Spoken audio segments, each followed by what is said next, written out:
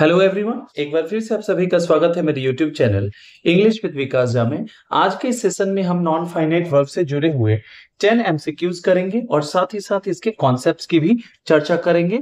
और I hope कि आपको ये सेशन बहुत ही फ्रूटफुल लगेगा। अगर ऐसा हो तो आप लाइक शेयर सब्सक्राइब करना ना भूलें। चलिए आज के फर्स्ट क्वेश्चन को हम देखते हैं। फर्स्ट क्वेश्चन है आपका, कहता है ही अवॉइडेड डैश लेट। अब यहाँ पे एक चीज देखेंगे कि जो हमारे नॉन फाइनाइट वर्ब्स होते हैं ना, ये 3 प्रकार के होते हैं। कितने प्रकार के होते हैं? 3 प्रकार के। पहला होता है हमारा इन्फिनिटिव, जिसमें देखते हैं 2 रूप इसके काम करते हैं। एक होता है हमारा 2+V1 और एक होता है अकेला V1। 2+V1 जो होता है हमारा, ये फुल इन्फिनिटिव के नाम से जाना जाता है, या इसे हम इन्फिनिटिव विथ 2 के नाम से भी जानते हैं।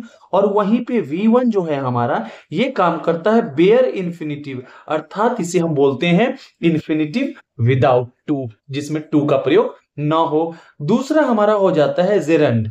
जेरंड में देखेंगे कि हमारा वर्ब का चौथा रूप होगा और वो काम करेगा नाउन की तरह।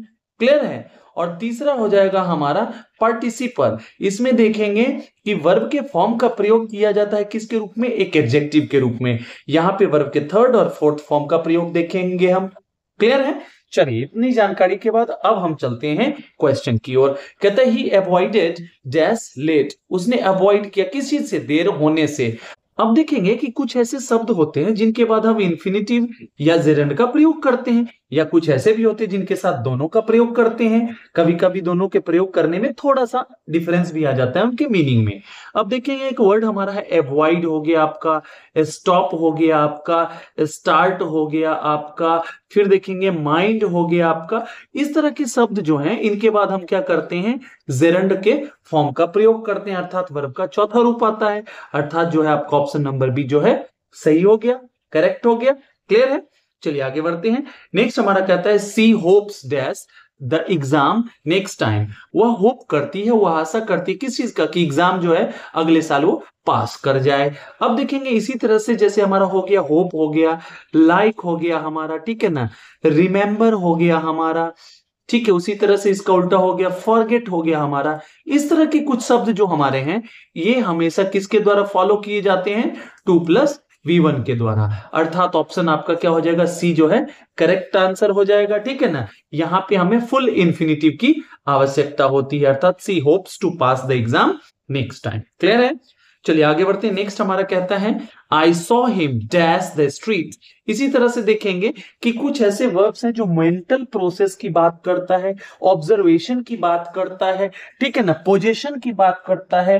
पॉजिटिव वर्ब्स भी होते हैं, मॉडल वर्ब्स भी होते हैं। इनके बाद हम क्या करते हैं? वर्ब के बेयर इंफिनिटिव फॉर्म का प्रयोग करते हैं। और हमने पीछे देखा था, सीखा था कि बेयर इंफिनिटिव में कौन आता है? हमारा वर्ब का बेस फॉर्म। इसके पहले हम 2 का प्रयोग नहीं करते हैं। क्लियर है? अर्थात हमारा ऑप्शन नंबर ए जो हो गया करेक्ट आंसर हो गया। क्या हो जाएगा? आई saw him cross the road. अब यहां जो क्रॉस है ना, ये पूरा प्रोसेस बता रहा है, शुरू से लेकर के अंत तक आप देख रहे हो उसे क्या क्रॉस करते हुए। कब शुरू किया, कहां से शुरू किया, कब खत्म किया, कहां खत्म कर दिया। क्लियर है? चलिए आगे बढ़ते हैं। नेक्स्ट हमारा है, कहता है he is fond of dash novels. अब देखेंगे कि फॉन्ड हमारा एक वर्ड है जिसके साथ हम फिक्स प्रीपोजिशन ऑफ लगाते हैं, और किसी भी प्रीपोजिशन के बाद जो है हमारा वर्ब का चौथा रूप आता है। ठीक है ना? अर्थात हमारा ऑप्शन नंबर बी जो है करेक्ट आंसर हो गया।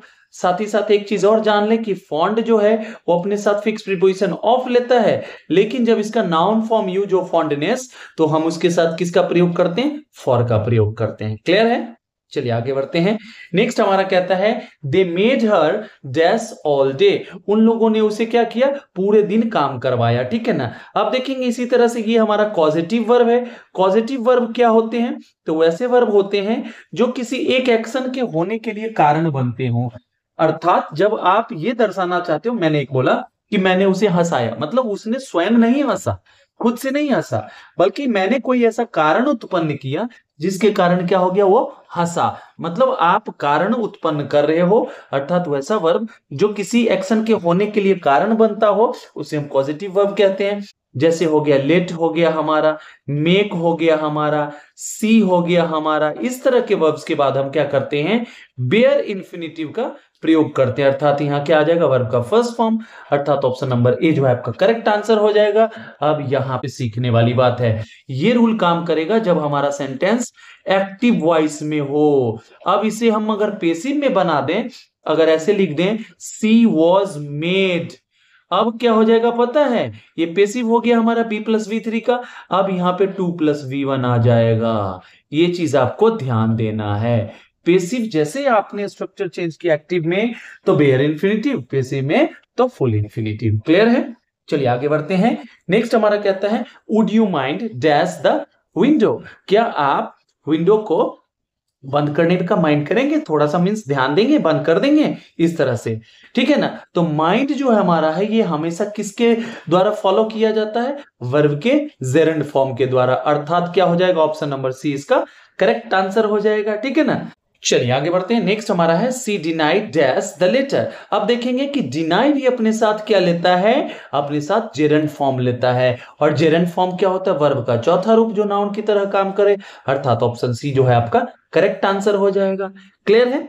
चलिए नेक्स्ट हमारा है, कहता है I am use to dash tea without sugar, मैं आदि हूं। यूज टू का मतलब होता है हैबिचुएटेड होना, ठीक है ना। अब देखेंगे यूज टू का प्रयोग दो रूपों में किया जाता है। अगर यूज टू है, इसके पहले किसी भी प्रकार के ऑक्सिलियरी वर्ब का प्रयोग नहीं है, तो अब यह क्या हो जाएगा, मॉडल वर्ब के रूप में काम करेगा। लेकिन यहां देख रहे हैं इनके पहले आप एक ऑक्सिलियरी वर्ब देख रहे हैं, अर्थात ये मॉडल वर्ब नहीं रहा। अगर मॉडल वर्ब होता तो इसके साथ हम वेयर इंफिनिटिव का प्रयोग करते, नहीं है तो इस स्थिति में क्या करेंगे, तो वैसी स्थिति में क्या हो जाएगा, ये यूज टू हमारा एडजेक्टिव हो जाएगा जब इसके पहले हम वर्ब वी का कोई फॉर्म यूज कर देते हैं, is, am, are, was, were, be, been, being, कुछ भी हो जाए according to the tense and the subject. Clear है? तब ये फॉलो होता है वर्ब के जिरंड फॉर्म से, अर्थात चौथे रूप से। इसका मतलब होता है यूज टू का मतलब होता है अभ्यस्त होना, आदि होना, किसी चीज की आपको आदत है। क्लियर है? I am use to taking tea without sugar, मैं किस चीज का अभ्यस्त हूं, आदि हूं, कि चाय लेने का जिसमें चीनी ना हो, बिना चीनी का। क्लियर है? चलिए आई होप कि आपको ये सारे कॉन्सेप्ट्स बहुत अच्छे से समझ में आ रहे होंगे। अगर ऐसा है तो लाइक शेयर सब्सक्राइब करना ना भूलें और बने रहिए इस चैनल पे, ठीक है। चलिए नेक्स्ट हमारा है, कहता है I went to the market dash some fruits. अब देखेंगे मैं बाजार गया, किस चीज के लिए, खरीदने के लिए, कुछ फ्रूट्स को खरीदने के लिए। अब देखेंगे जब आपको पर्पस बताना हो ना कि किस उद्देश्य से आप कोई काम कर रहे हो, तो वहां पे आप फुल इंफिनिटिव का प्रयोग करते हैं। क्लियर है? जैसे मैं बता रहा हूं I teach to earn, I teach to earn, मैं पढ़ाता हूं, क्यों पढ़ाता हूं, there is a purpose, earning का पर्पस है हमारा, तो इस उद्देश्य के लिए हम क्या करते हैं, 2 प्लस V1 का प्रयोग करते हैं, अर्थात ऑप्शन नंबर जो ए है इसका करेक्ट आंसर हो जाएगा। मजा आ रहा है? अगर ऐसा है तो लाइक शेयर सब्सक्राइब करना ना भूलिए, और साथ ही साथ ये मेंशन कीजिए कि किस तरह के टॉपिक्स पे आपको नेक्स्ट वीडियो चाहिए, ताकि मुझे भी मोटिवेशन मिलता रहे। चलिए इस सेशन के अंतिम क्वेश्चन को हम लोग देखते हैं। यहाँ कहता है she was made dash the song again. अब देखिए मैंने इसकी जिक्र की थी जस्ट पीछे, क्या मेक जो हमारा है क्या है, पॉजिटिव वर्ब है, और उसका जब एक्टिव वॉइस में प्रयोग होगा तो वो क्या लेगा, बेयर इंफिनिटिव लेगा। लेकिन जैसे ही इसका प्रयोग आप करेंगे पैसिव वॉइस में, तो इसके साथ क्या होगा, फुल इंफिनिटिव का प्रयोग होगा। अब आप कह रहे होंगे कि सर कैसे पता चलेगा कि ये पैसिव वॉइस में है। पैसिव वॉइस की पहचान सिंपल है, बी प्लस V3। यहां देख रहे हैं V3 है, अगर ये V2 होता तो V2 अकेला आता है, इसके पहले किसी भी प्रकार की हेल्पिंग वर्ब की आवश्यकता नहीं होती है या प्रयोग नहीं किया जाता है बी प्लस V3। वी का मतलब होता है be, been, being, is, am, are, was, were, ये आठों में से कोई एक, ठीक है ना। अब क्या हो गया, ये पैसिव वॉइस की पहचान है, पैसिव वॉइस में है। जैसे ही आपने देख लिया कि पैसिव वॉइस में ये सेंटेंस फॉर्मुलेट किया गया है, do not worry, just use full infinitive. Clear है? आगे बढ़ा जाए। चलिए आगे क्या बढ़े, खत्म हो गया सेशन। चलिए thank you for watching once again, और अगर इंफॉर्मेटिव लगता है तो उत्साहवर्धन कीजिए, ताकि हम भी उत्साहित होकर के ऊर्जावान महसूस करते हुए नेक्स्ट वीडियोस बनाएं और एक उद्देश्य हो। चलिए till the time we meet next, happy learning and keep evolving. Thank you so much.